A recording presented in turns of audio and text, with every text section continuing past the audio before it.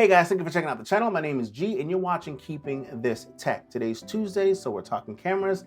And in today's video, we're gonna go ahead and talk about the Sony ZV-E1.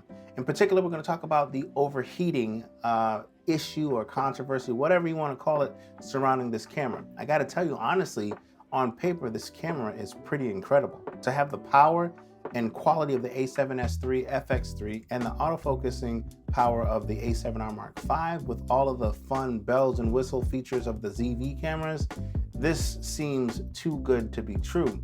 And it probably is, right? I don't know. We're gonna go ahead and answer some of those questions for you in this video. My first question is, does this camera overheat? Number two, is the overheating a big deal? And three, will it impact the way that I wanna film with this camera? So we will see. I'm gonna share everything with you that I've figured out in this video. I got a whole bunch of notes. We'll talk about it right after this.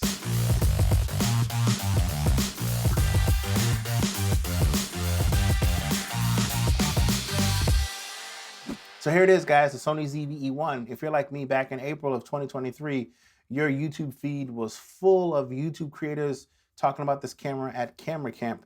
And two things kind of came to mind. You know, the A7S III not getting any firmware features, no love. And here is yet again another Sony camera with a whole bunch of features that has the same sensor as the A7S III. But also, the other thing was this camera is probably going to overheat, right? Like, it's not going to be a camera that's going to last that long. So I was really kind of, I don't know. I wasn't excited about this camera, to say the least. But I kept on hearing great things about this camera. Like, hey, it's actually not bad. The overheating is not bad. And the more and more I thought about it, the more and more appealing a second camera that could do what the A7S III could do and the A7R Mark V in terms of autofocus sounded really appealing to me. But honestly, I had to find out for myself, because even creators that were not at Camera Camp that got the camera when it was released, they weren't saying that this camera had a problem overheating. But I kind of still felt like, wait a minute, are these creators going to use the camera the way I would want to use the camera? And there's a common phrase that has been thrown around: long form content. This camera is not for long form content. It's supposed to be a vlogging camera. Okay, how is this camera going to fit in my workflow, right? I wanted to see all of these things. So here's my first question. Does the camera overheat? And here's the answer. Yeah, it does. Is it a big deal?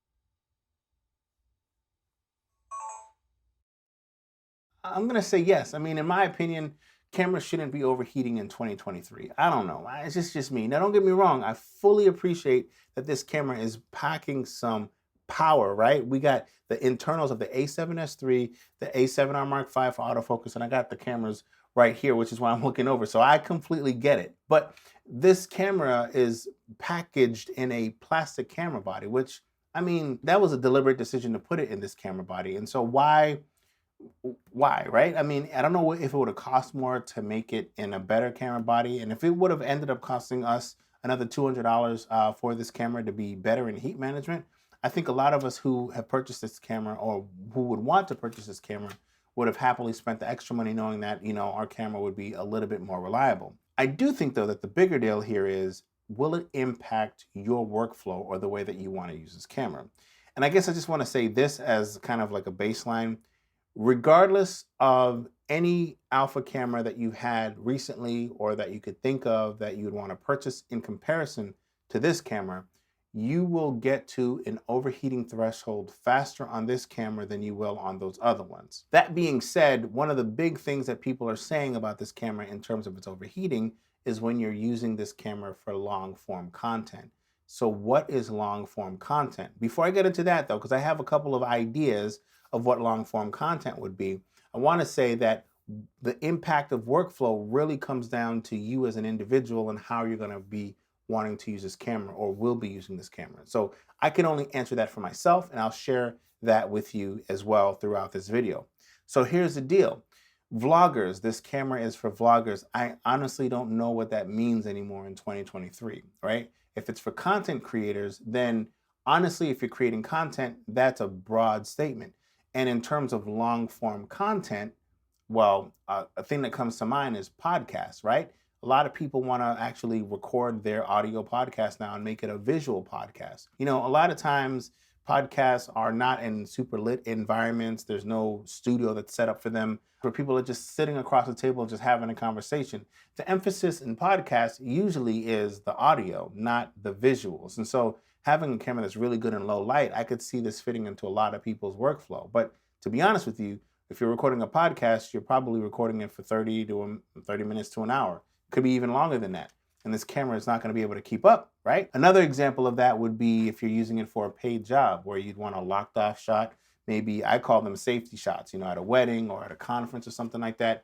It's very clear that I don't feel comfortable and probably would never use this camera for that because I know that it wouldn't be reliable in that way. In terms of YouTube content, personally, I do this thing called batch recording where I record a whole bunch of different topics at one time, which is why sometimes you'll see me wearing the same sweater in different videos. Is because I recorded different subjects on the same day and I was just too lazy to change my shirt to make it seem like it was a different day.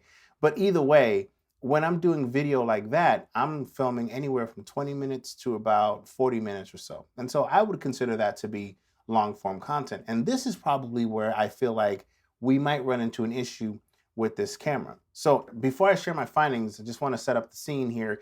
I've recorded in this space and other spaces that are about 77 degrees down to 74 degrees Fahrenheit. So that's kind of what we're working with. And basically what I found out was it is true what everybody's saying about 24 frames a second. In fact, this camera seems to favor 24 frames a second, and I'll explain why in just a bit. But yeah, if you're shooting 24 frames a second, you're not going to have any issues with overheating for the most part if you want to record for longer periods of time.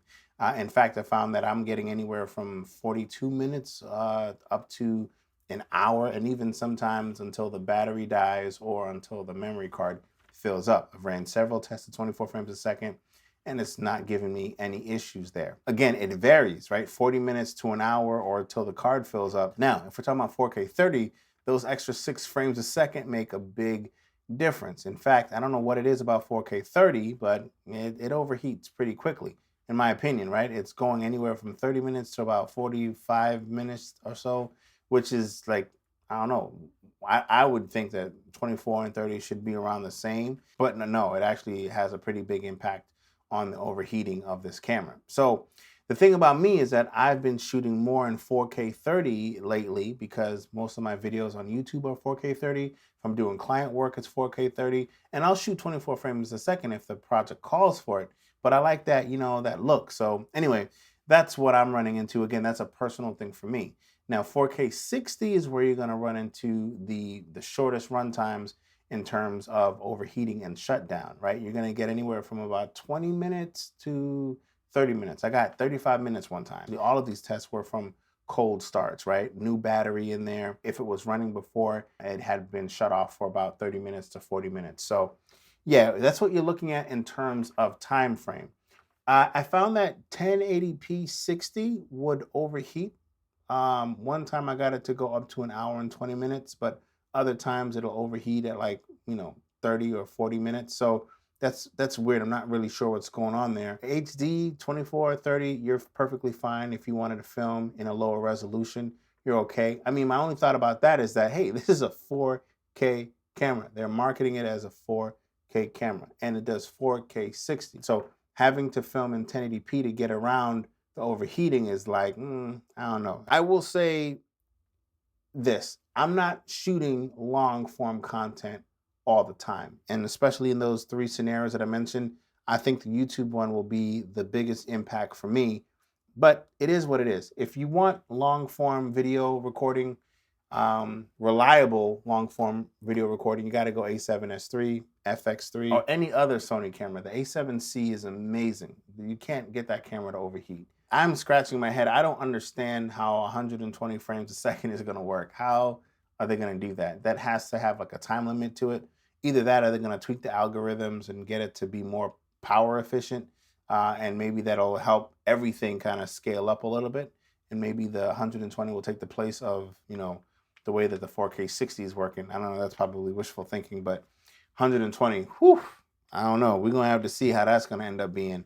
Very curious. What does this all mean? Basically, it means that if you're going to be recording for 15 to 20 minutes at a time, you're probably not going to have any issues at all, especially if you're indoors within that range of temperature or lower. If you're outside, you might run into some issues with overheating. I did do 2 tests outside. One, I was running this here for about 30 minutes or so. I moved it around, went into a different space. It kept on recording for another 15, 18 minutes. Actually brought it outside. It was 91 degrees outside. I was in the shade and I was like, this camera is absolutely gonna overheat. But you know what? It didn't actually overheat. And there was a breeze that was going on at the time. It wasn't a breeze that was relieving. Like I didn't feel cool or anything like that from the breeze, but I think it was just the fact that the air was moving around. The camera didn't overheat. It was out there for about 10 minutes, brought it back in. Now remember, it was running for, at this point, almost 15 minutes, and it was fine. And it ran up until about an hour, and then it shut down. So I think I was filming 4K 30 then, which is another strange situation, right? 4K 30, it varies. I don't know. There's no real rhyme or reason. And I guess the other thing that I want to point out about overheating too that I should mention is that there is nothing that you do on other cameras that actually helps this camera from overheating. Like a big deal about the camera is to take the screen from the back of the camera and let it cool down. This is the A7R, so it's a little different, but you know what I mean? You kind of pull the back away from the camera and it's good to go. Or if you wanted to, just open up the battery door to let the heat dissipate that way. Make sure you turn on that auto temperature to high. You can do all of that with this camera and it's still gonna overheat on you. Whereas with these cameras, if they overheat on you, those 3 things are usually the solution and you won't have any overheating issues at all. If you're the type of person that's gonna feel like that's gonna impact the way you wanna use your camera, then you should not get this camera.